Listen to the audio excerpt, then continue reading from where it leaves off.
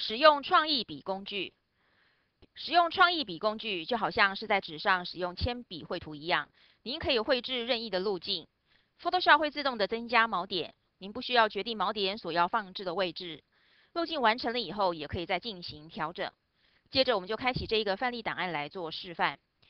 首先，我们先点选路径面板上的建立新增路径钮，先新增一个路径，然后再点选创意笔工具，接着点选选项列上的路径钮，然后以滑鼠直接在影像编辑视窗上，沿着这个牛的外形拖曳绘制出您所要建立的路径。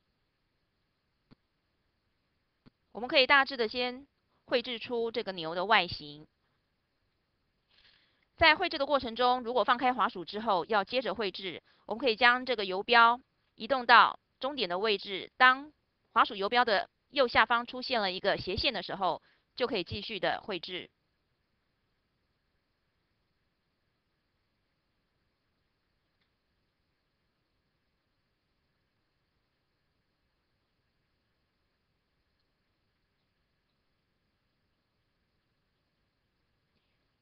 当我们的画笔回到起点的位置时，同样会出现一个小圆圈，点选之后就可以完成这个封闭的路径。